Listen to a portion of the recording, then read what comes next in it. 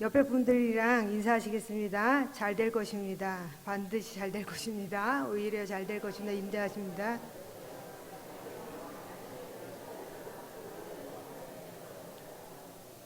네. 오늘 말씀의 제목은 모세와 여호와를 앙망하는 자입니다. 잠깐 말씀을 나누겠습니다. 하나님께서는 모든 사람들을 사랑하시지만 특별히 준비된 한 사람을 통해서 잠들어 있는 교회를 깨우기도 하시고 또 교회의 영적인 회복을 주시기도 하시고 어두운 역사를 깨우시기도 하십니다. 또 하나님은 탁월한 영적 관계를 맺고 그 가운데 하나님의 마음을 움직일 수 있는 기도의 세계를 가진 한두 사람 때문에 역사를 움직이기도 하십니다. 왜냐하면 하나님은 기도하는 사람을 통해서 일하시기를 즐겨하시기 때문입니다. 히스기야나 모세, 여호수아 다 그 사람들이 기도하던 사람이었죠. 오늘 본문 배경은 모세가 계명을 받기 위해서 시내산에 올라갔어요. 근데 백성들은 시내산 밑에서 뭘 했나요? 금송아지를 만들어서 우상숭배를 했어요. 하나님이 그걸 아시고 어떻게 하신다고요? 내가 이 백성을 진멸하겠다라고 이제 그 내용이 32장에 쫙 나옵니다. 그러면서 모세가 어떻게 하나요? 자기의 이름을 걸고 생명을 걸고 하나님 제 이름을 생명책에 지워주시더라도 이 백성을 용서해달라고 기도합니다. 하나님이 어떻게 하셨나요? 용서해 주시는데 완전한 용서가 아니고 진노를 잠깐 푸시는 거예요. 그러면서 하나님께서 이스라엘 백성에 대한 자신의 뜻을 보여주십니다. 뭐라고요? 이 백성을 이끌고 가나안 땅에 들어가라고. 그런데 오늘 저희가 본문 읽은 1절에서 4절 말씀 때문에 이스라엘 백성이 커다란 충격을 받습니다. 제가 잠깐 다시 한번 읽어보겠습니다. 여호와께서 모세에게 이르시되 너는 내가 애굽 땅에서 인도하여 낸 백성과 함께 여기를 떠나서 내가 아브라함과 이삭과 야곱에게 맹세하여 내 자손에게 주기로 한 그 땅으로 올라가라. 내가 사자를 너보다 앞서 보내어 가나안 사람과 아모리 사람과 헷 사람과 브리스 사람과 히윗 사람과 여부 사람을 쫓아내고 너희를 적과 꿀이 흐르는 땅에 이르게 하려니와 나는 너희와 함께 올라가지 아니하리니 너희는 목이 굳은 백성인즉 내가 길에서 너를 진멸할까 염려함이니라 하시니 백성이 이 준엄한 말씀을 듣고 슬퍼하여 한 사람도 자기 몸을 단장하지 아니하리. 아멘.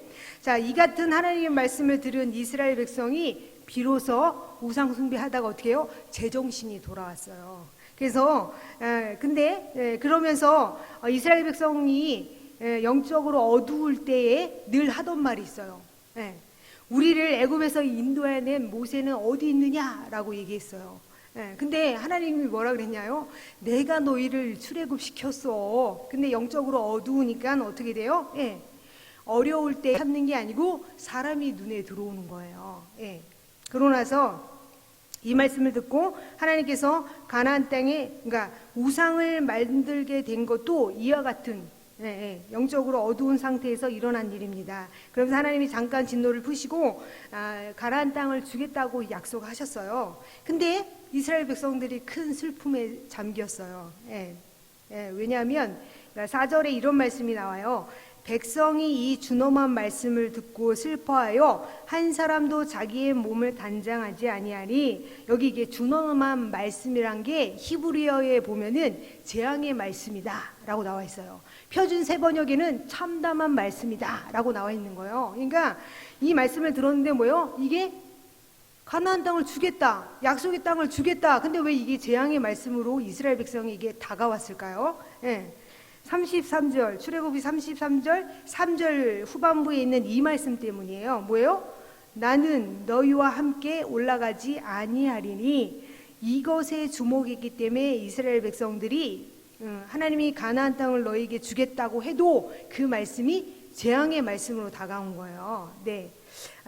이스라엘 백성이 영적으로 각성하고 하나님을 향한 믿음의 태도가 바뀌게 되자 이런 놀라운 영적인 분별력이 생겼습니다. 이건 뭐냐면 가나안 땅을 하나님 내가 기도 응답을 하셨어도 하나님이 나와 함께 하시지 않으면 그건 행복이 아니에요 라는 사실에 뭐 했어요? 눈뜬거라는 거예요. 근데 자 지금 하나님이 나는 너희와 가지 않겠다라는 상황을 이스라엘 백성은 위기라고 느꼈어요. 예. 그런데 이 위기 상황 가운데에 모세는 제일 먼저 한 일이 있습니다. 그게 뭘까요? 예. 오늘 7절 말씀이에요. 7절 말씀을 제가 읽어보겠습니다. 모세가 항상 장막을 취하여 진 밖에 쳐서 진과 멀리 떠나게 하고 회막이라 이름하니 여호와를 앙모하는 자는 다 진 바깥 회막으로 나아가며. 아멘. 자, 모세가 위기 상황 가운데 제일 먼저 한 일이 뭐라고요? 7절에 보니까 진 바깥에 회막을 설치한 것이에요. 네. 자, 이건 뭐냐면 장막을 취하여 이스라엘 백성이 기거하는 진 바깥 한적한 곳에 텐트를 친 거예요. 그러니까 회막은 뭐냐면 하나님과 만남이 이루어지는 장소가 회막이에요. 예. 자, 그러면서 모세가 이렇게 백성들에게 제의합니다. 여호와를 앙모하는 자는 저 회막에 나아가서 함께 기도하자라고요. 예. 네, 하나님의 은총이 곧 떠나버릴 것 같은 영적 위기 상황에서 이스라엘 백성이 지도자였던 모세가 한 일은 이처럼 자기 백성들로 하여금 기도하게 한 것입니다. 자, 이스라엘 백성이 지금 인구가 몇만 명이에요? 300만 명이나 됐어요. 근데 오늘 본문에 회막을 만들어 놓았다고 했는데 이 회막이 히브리어에는 복수가 아니고 단수로 나와 있어요. 자, 인구는 몇 명이요? 300만 명이 됐는데, 자, 진 바깥에 회막을 몇 개 설치했다고요? 단 하나만 설치했다는 거예요. 네. 야, 이걸 통해서 알 수 있는 게 뭐예요? 아, 이스라엘 백성이 이게 위기라고 생각하지만 모두가 기도한 건 아니구나. 네. 그래서 모세는 그 회막에 나아가서 자신이 하나님 앞에 전심으로 기도할 뿐만이 아니라 백성들이 기도하면서 뭐예요? 자신을 돌아보고, 네. 자기의 죄로 말미암아 깨진 하나님의 관계를 치유하도록 스스로 헌신하게 만들었다는 거예요. 네. 모든 사람들이 기도하지 않습니다. 하나님을 앙망하는 백성들이 이 해먹에서 기도했고 하나님은 모세를 통해 응답하셨고 그리고 다시 어떻게 하셨어요? 이제 33장 끝에 가면 다시 이스라엘 백성이랑 내가 동행하겠다라고 말씀하셨다는 거예요. 자, 그러면 두 번째 진에서 두 번째 살펴볼 건 뭐냐면 위기 상황에서 모세가 제일 먼저 한 일이 회막을 설치한 건데 그 회막이 위치예요. 위치. 진에서 멀리 떨어진 회막의 위치입니다. 왜 모세는 회막의 위치를 진과 멀리 떨어지게 했을까요? 모르시죠? 왜 모세는 회막의 위치를 진과 멀리 떨어지게 했을까요? 자, 7절을 다시 한번 제가 읽어보겠습니다. 모세가 항상 장막을 취하여 진 밖에 쳐서 진과 멀리 떠나게 하고 회막이라 이름하니 여호와를 앙모하는 자는 다 진 바깥 회막으로 나아가며. 자, 여기서 일컫는 진은 뭐냐면 이스라엘 백성들이 주거하는 주거 지역이에요. 그렇죠? 우리 가정이죠. 예. 근데 하나님의 엄중한 경고를 받았지만 모든 사람들이 기도에 전심으로 매달린 건 아니에요. 근데 그게 지금도 여전히 그렇다는 거예요. 예. 적인 상태나 자신들의 일상적인 생활에 더 관심이 쏠려 있다는 거예요. 근데 이스라엘 백성도 그랬다는 거예요. 예. 이 진중은 요즘에 말하면 뭐예요? 여전히 그 진중 안에는 저녁이면 텔레비를 켜놓고 드라마를 보는 사람들이 있다는 거예요. 또 한가롭게 잠자리에 누워 일찌감치 잠을 청해야지 라고 하는 사람도 있다는 거예요. 또는요, 친구들과 한담을 나누는 사람도 그 진중에 있었다는 거예요. 그러니까 인간 세상 속에 이 진 안에 있었다는 거예요. 자, 그럼 모세의 결론은 뭘까요? 이 진 안에서는 하나님을 향한 집중적인 기도는 할 수 없구나. 이제 그걸 생각한 거죠. 예. 그래서 모세가 회막을 진 바깥, 그것도 멀리 떨어진 곳에 위치하게 한 것은 하나님을 만나기 위해서는 조용한 시간, 또 일상의 범잡함으로부터 구별된 장소, 또 하나님과 대면할 수 있는 고독이 보장된 처소가 필요했던 것입니다. 그래서 진에서 멀리 떨어진 곳에 회막을 설치했죠. 자, 세상과 결별하지 못하고 하나님 앞에 홀로 대면하는 독대의 시간을 잃어버리는 것은 이 수요 예배까지 나올 정도면 기도하시는 분 아니겠어요? 근데 세상과 결별하지 못한다면 이 시간에 나올 수 없죠. 새벽 예배 하나만 나오려고 그래도 예, 저녁에 절제해야 될 게 너무나 많아요. 그렇죠? 저는 테레비가 없지만 테레비나 뭐 이렇게 컴퓨터를 하면 잠이 홀라당 날아가서 저녁에 절대 웬만하면 컴퓨터를 하지 않습니다. 예, 이거 뭐요? 그냥 새벽 예배 나올 수는 있지만 기도하고 못 들어가는 거예요. 꾸벅꾸벅 졸다가 가기 때문에 그걸 절제해야죠. 그러니까 세상과 결별하지 못하고 하나님 앞에 홀로 대면하는 독대의 시간을 잃어버리는 것은 일의 성공과 육신의 즐거움을 얻는 대가로 누구를 잃어버리는 거예요? 하나님을 잃어버리는 것이라는 거예요. 네. 예수님께서는 많은 거리에서 기도하셨습니다. 문상객들이 운집한 무덤 앞에서도 예수님은 기도하셨습니다. 또 병자들 앞에서도 기도하셨습니다. 그러나 이렇게 늘 기도하는 생활 이면에는 구별된 시간과 장소 속에서 고독한 시간을 오직 하나님 아버지 한 분만 바라보며 교제하는 그런 시간이 있었다는 것입니다. 예. 거룩한 기도의 영은 방법을 찾아다니기에 바쁜 그리스도인들에게 임하는 것이 아니고 자신과 교회를 도우실 분이 오직 하나님밖에 없으시다는 절박한 마음으로 그분을 응시하는 고정된 마음에 부어지는 것입니다. 다들 찬성하시나요? 네. 근데 하나님은 뭐예요? 우리를 부르셨다는 거예요. 그래서 그 하나님과의 관계는 기도와 말씀을 통해서 가장 잘 경험된다는 거예요. 제가 예전에 많이 듣던 간증 중에 원종수 권사님이라고 계세요. 아시죠? 네, 많은 분들이 제가 아니까 뭐 다 아실 것 같아요. 그분의 간증을 되게 많이 들었어요. 그분이 이제 서울대를 75년도에 수석으로 졸업하고 그러니까 서울대, 그러니까 의사고시도 수석으로 졸업하셨잖아요. 네, 그게 하나님의 은혜죠. 그 간증을 들어보면 그러고 가서 미국에 가서 어마어마한 큰 암센터를 세웠어요. 그리고 하나님 돈을 얼마나 많이 벌겠어요. 그러니까 이제 새벽 예배 그렇게 열심히 나가던 그 권사님이 하나님 제가 이 돈으로 선교할게요. 어느 선교사님도 도와주고 어느 선교사님도 도와주고 어디 가서 교회도 짓게요. 그러고 나서 그 돈 벌고 이제 자기가 이제 의사니까 병원에 가서 사람들 질찰하느냐고 뭘 잃어버렸어요? 새벽 예배를 한 번씩 두 번씩 안 나가기 시작하더니 이제 안 나가 버렸어요. 그러다 어느 날 쿵 하는 사건이 생겨서 기도의 자리에 나가서 하나님 앞에 기도하니까 하나님이 이런 마음을 주신다는 거예요.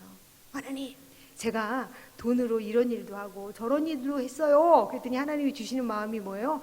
야 나는 네가 무슨 어떤 많은 일을 한 걸 원하지 않고 나와 그죠? 대화하고 나와 관계 맺기를 원하신다는 거예요. 네.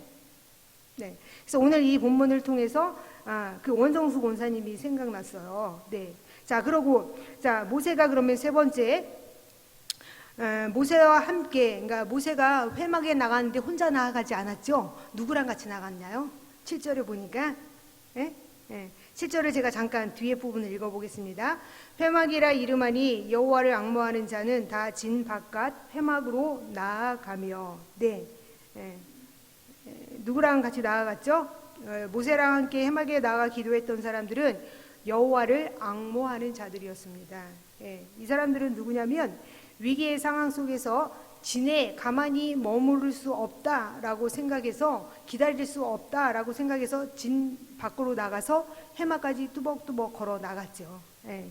그들은 마음을 다해 하나님 앞에 기도했던 사람입니다. 근데 여기서 앙모하는 자라는 히브리어는 뭐냐면 바카시라는 단어인데요. 어떤 방법으로든 특히 예배와 기도로 찾아내다, 추구하다, 찾다라는 거예요. 자, 예배와 기도를 통해 누굴 찾을까요?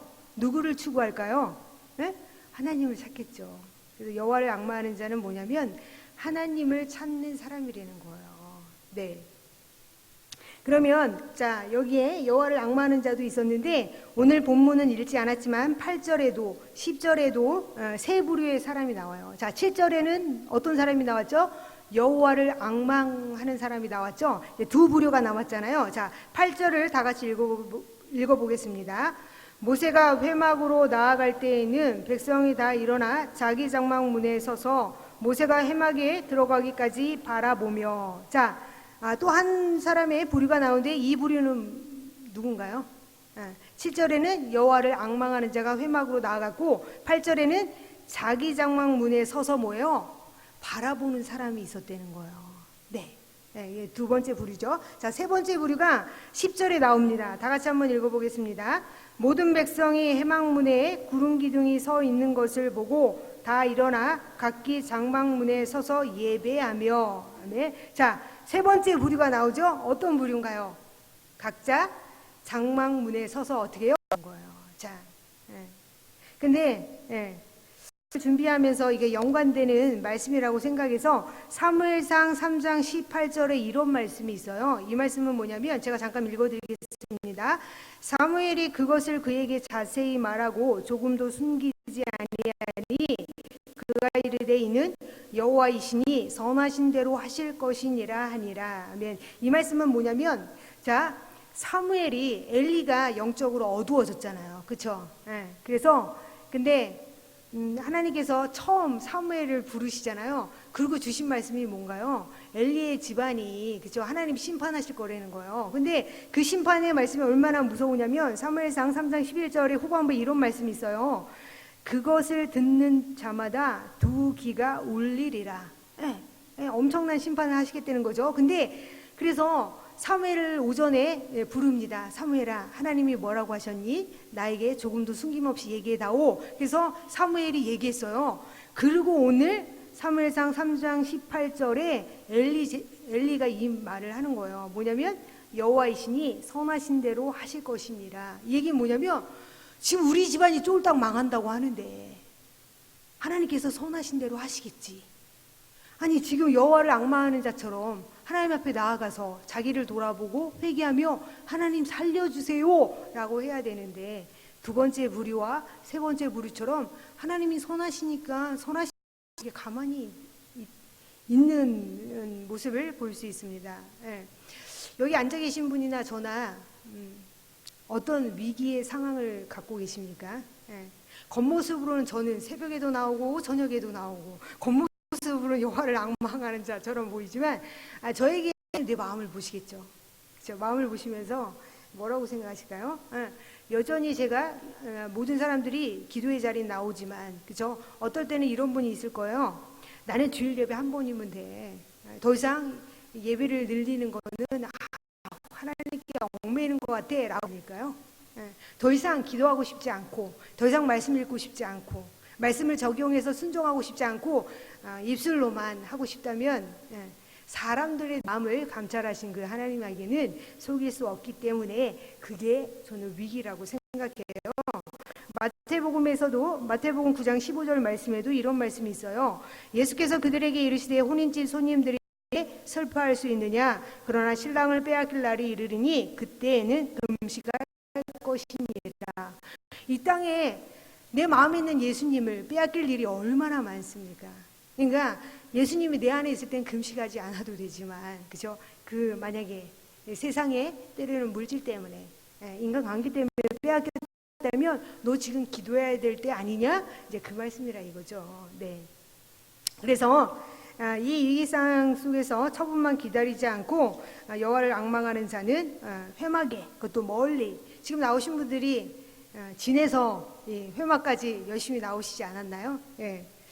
자, 그들은 모든 사람들이 일상적인 일에 종사하는 동안에 진을 떠나 한적한 회막으로 나아갔습니다. 다른 백성들이 잠자리에 들 때도 그들은 진을 떠나 회막으로 나아갔습니다. 모세는 기도가 무엇인지 알았습니다. 기도가 무엇일까요? 이 본문에서 모세가 생각한 기도는